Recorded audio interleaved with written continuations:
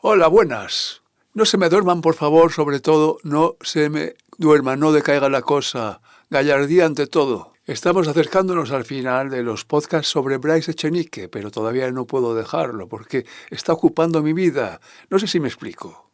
Bueno, de hecho ahora estoy leyendo, ya me queda poco, el libro El hombre que hablaba de Octavia de Cádiz, que es tan gracioso, ocurrente, disparatado y poblado de animados seres, colores y sensaciones como el anterior, la vida sagrada de Martín Romaña.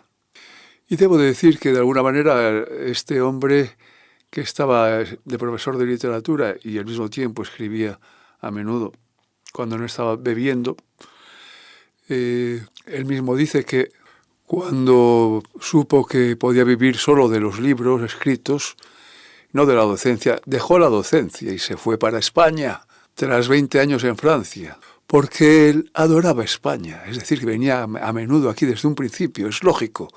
Un peruano, ¿qué lengua habla? El castellano. Y cuando va a París, a menudo tiene que describir esa forma de vivir que tienen los franceses, aunque a menudo estaba con otros, es decir, peruanos, españoles. Y yo creo que en cuanto podía se escapaba un poco para España, aunque también tenía querencia por Perugia y, como no, por Italia. Hoy lo he escuchado decir otra vez que era él el que conducía el coche, y para rematar con este asunto diré que la pobre chica estaba embarazada.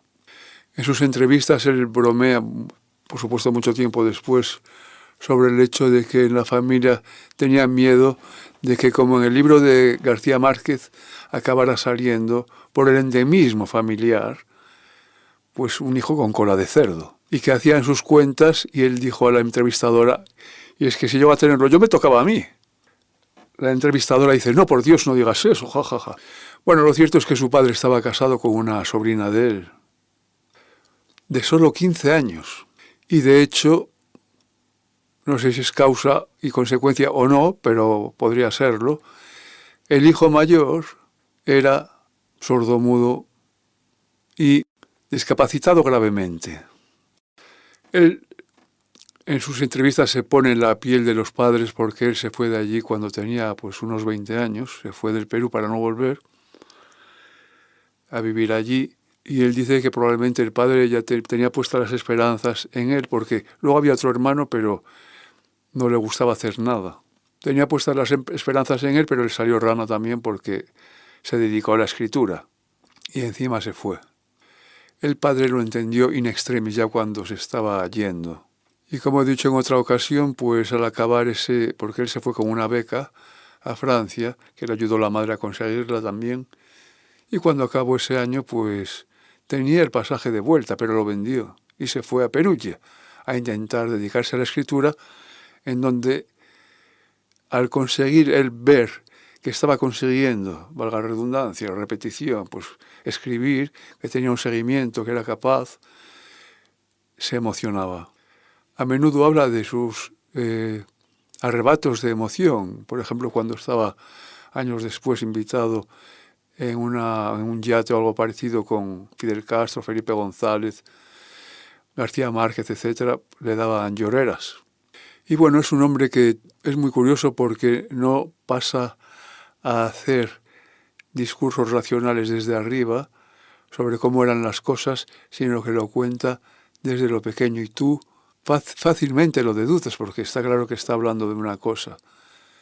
Pero en lugar de contar el sentido, la frase genérica, la perspectiva desde arriba, cuenta el pequeño hecho o la pequeña broma. No por ello es menos observador, no por ello es menos penetrante. Está confirmado que él era un fabulador desde niño, que le daba por contar cuentos y se lo decían ya los chavales, e incluso pues cambiaba la realidad por la fantasía. Algo que es posible que haya hecho toda su vida, y de ahí lo que cuenta en estos libros, porque sobre todo en estos libros que son tan alegres a pesar de la melancolía, porque le ocurren cosas feas, quizás sean los realmente más poblados. Como sabemos, en la trayectoria de los escritores, al menos yo que ya tengo experiencia, soy capaz de ver fácilmente diferencias en el vitalismo. Lo noto, por ejemplo, en Bolaño claramente. Entre Los detectives salvajes y 2666 hay una gran diferencia. En el segundo, la sombra. En el primero, la luz. Pues bien, en estos dos libros están los dos bien. Es la luz. Aunque vaya por la vida a trancas y barrancas y le ocurran cosas de lo más estrambóticas y rocambolescas. Es indudable también que tiene algo de talento para la comedia. Y otra cosa importante, no solo que cuenta las cosas desde dentro sin ponerse estupendo, sino que, sabiendo todos que el personaje principal es un trasunto de él, tanto el personaje como él se ríen de sí mismos. Algo que tiene que ver sin duda con la gran humildad y, en sus propias palabras, como leeré luego, la falta de capacidad para odiar. Es decir, en estos libros todavía está viviendo experiencias, es joven y descubre el mundo. Le ocurren cosas, se mete en problemas, va a beber, va borracho a clase, la primera clase de la nueva universidad en París. Es como un niño que está en jarras en el suelo chapoteando, ¿no? No es exactamente decadente, precisamente por esa luz. Y luego está hablando de Octavia y de otros amores, pero sobre todo de este y de su sufrimiento por la misma. Porque este libro es la entrada en la relación, el transcurso de la relación y la salida a contrapelo, a disgusto de la relación. Veamos un párrafo. Mientras tanto, iluso activo yo, creí que Octavia iba a extrañar mis labios hasta volver con ellos, porque ya solo le importara yo, vivo o muerto. Y mientras tanto, Carmencita seguía odiando a Octavia por culpa de este hombre, el novio que acababa de dejarla plantada en Milán. Lo cierto es que ambas volverían con el suyo, pasando por encima de mi cadáver, como podrán ver. Bueno, la frase que me parecía interesantísima porque en efecto pega mucho con la personalidad del propio Bryce, decía: admiré su forma de odiar tanto como ella admiró mi forma de no poder llegar a odiar nunca. En efecto, tanto en sus libros como en sus entrevistas aparece desprovisto de inquina por entero. Bueno, cuando una persona, un lector, arranca a leer, ve cosas que en principio tiene que creerse. Lo que le cuenta a alguien ha escrito eso, ¿no? Él tiene que creérselo, esa es la tendencia, quiere creérselo, creer que le pasa a alguien. Esto además se aplica a todos los géneros, ¿no? En lírica crees, en la lírica al que dice sentir algo, en narrativa al que le han sucedido cosas. En dramaturgia es obvio que lo crees porque los actores están ahí delante de ti. Actúan, hacen, son actantes. No se te cuenta algo, sino que ves cómo sucede. En la prosa también hay varios tipos de literatura. Hay una de tramas, otra de vivencias, que sería más autobiográfica, ¿no?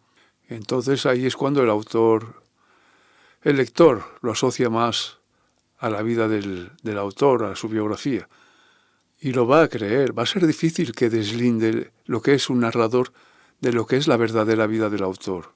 Sin embargo, pensemos en 4 instancias creadoras, de arriba a abajo: la persona, el autor, el narrador, el personaje. A ver, hay un autor implícito también, igual que hay un lector real y hay un lector implícito. El lector implícito es el destinatario que presupone el texto, es decir, supuestamente comparte ciertos códigos, cierta sensibilidad. Entonces vamos viendo que tenemos ya persona real, autor implícito, lector real, lector implícito, e incluso es creador a veces el personaje. Claro, ni siquiera es lo mismo el autor que la persona que escribe, cuando menos todavía el narrador.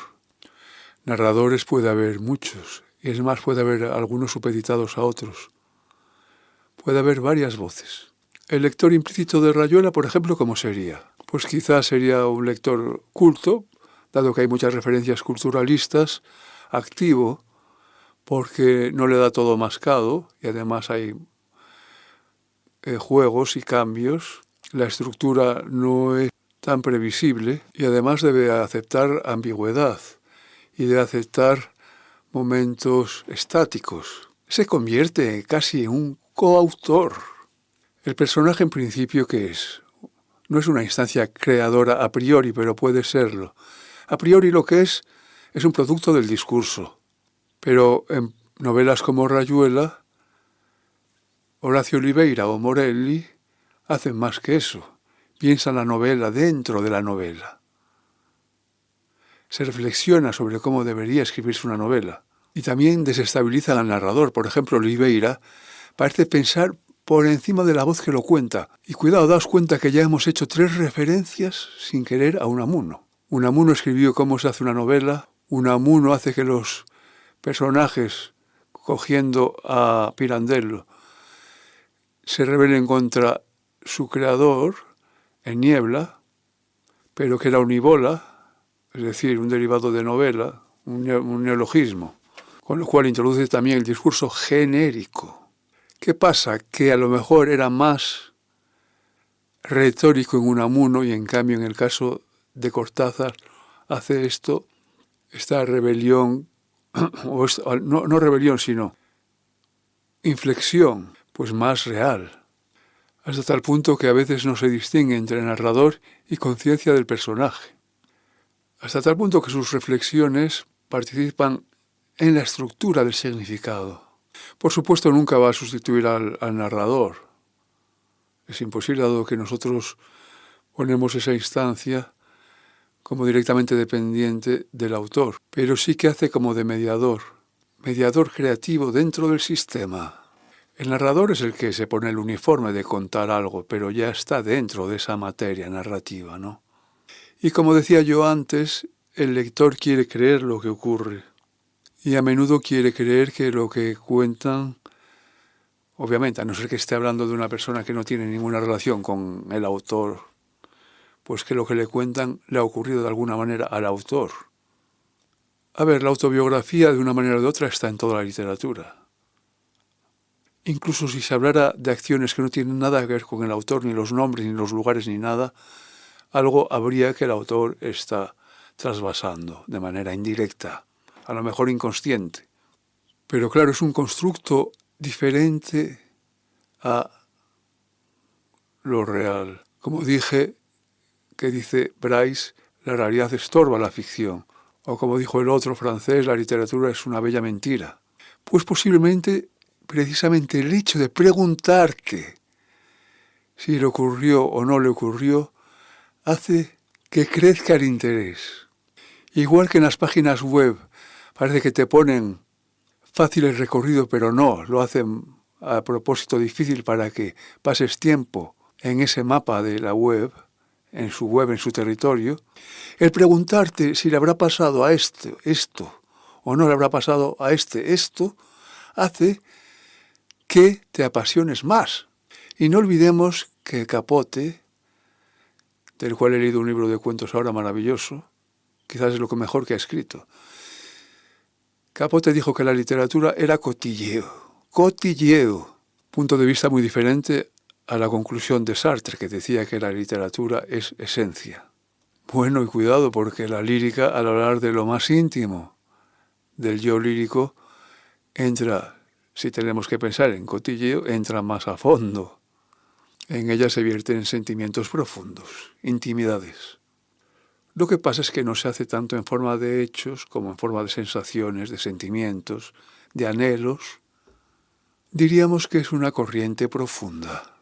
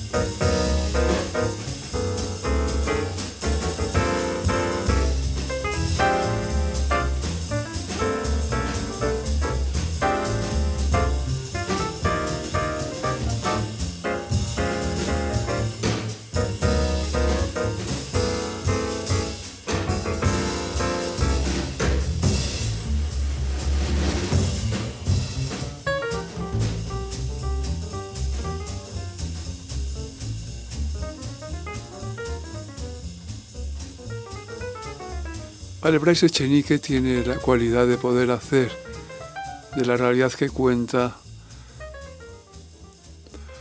un circo para adultos, es decir, la realidad la vuelve circense, es decir, más divertida, con más piruetas, la engalana, le da brillo.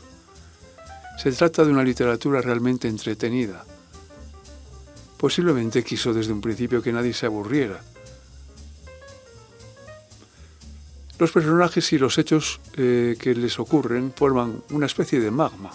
Es un mundo animado de múltiples seres y colores. Dije que era una gran creadora de ambientes y esos ambientes dependen pues de situaciones.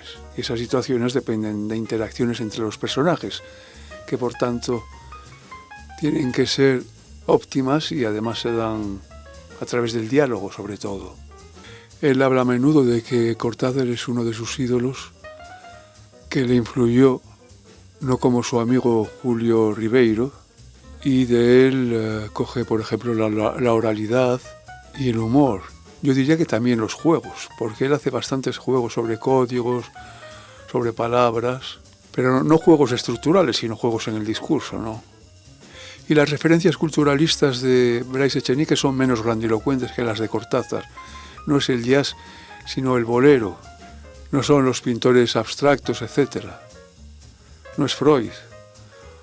Pero sí hace bastantes referencias literarias a autores españoles, hispanoamericanos. Y además siempre lo hace desde un prisma cómico, irónico, cosa que en el caso de Cortázar no cuando hace una referencia cultural. Igual que la literatura de Bryce es como un circo para adultos, se puede decir también que es como un tebeo para adultos. En el mejor sentido del término, por supuesto, encontramos una gran chispa, una gran cercanía. Los personajes de los tebeos se ríen de sí mismos, sobre todo, ¿o no?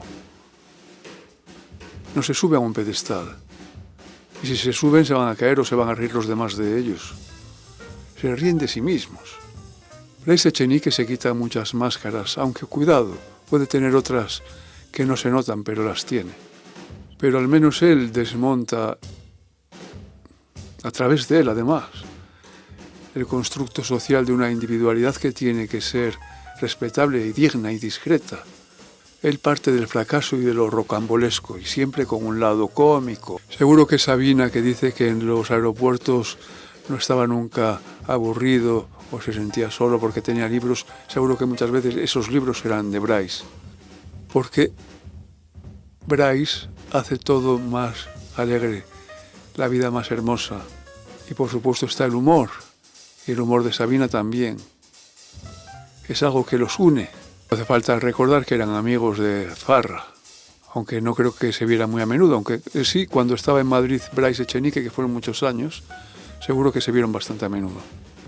Y quizás la conclusión que saquemos sobre la realidad o no realidad, el realismo o no realismo, a quién se atribuye, a quién no se atribuye estos hechos, que es una manera también de ser espía. Y se acerca esto que digo de espía a lo de cotilleo, ¿no? Es decir, meterse en la vida de los demás. ¿Qué habrá hecho? De ahí vienen también los celos, ¿no? Una buena frase es la que encontramos en la película última de Sorrentino, en la cual un presidente de la República Italiana, que es como un otoño del patriarca de García Márquez, ya está en sus momentos finales, después de 30 años a lo mejor, en el palacio este del Quirinale. La película va sobre la eutanasia y si va a firmar o no la eutanasia. Y a este hombre reconcome algo que tiene que ver con su pasado y la mujer que ya murió. Básicamente con quien le puso los cuernos. Y después de 40 años sigue pensando en eso. Es más, le sigue medio torturando. Pues bien, hay una frase muy bonita que le dice un guardia personal antes de dejarlo en su casa a la postre, al final de la película, cuando ya ha vuelto a casa y ha dejado su papel, su puesto de presidente. Y se lo dice cuando uno está dentro de la puerta y el otro está fuera. Y le dice, ¿puedo hacer una pequeña crítica? Y le dice él, sí, mientras sea con respeto. Creo que le da demasiada importancia a la verdad. Pero cuidado, porque había otro que quería relativizar la verdad para hacer de su capa un sayo. Recordemos, ¿quién dijo eso de la verdad? ¿Y qué es la verdad? un tal Poncio Pilatos. Es más, cómo relativizar las masacres. Se hace muy complicado, aunque algunos querrán hacerlo. Posiblemente haya que dar importancia a los hechos por millones de razones, entre otras para evolucionar. Pero al mismo tiempo hay que decir que en nuestra misma vida hay algo que relativiza la verdad de manera incontestable. Y son los sueños. Ellos están ahí para contrarrestar los hechos que en la vida aparecen y se presentan como irrefutables, como hechos consumados. Los sueños que hacen con ellos. Malabarismo.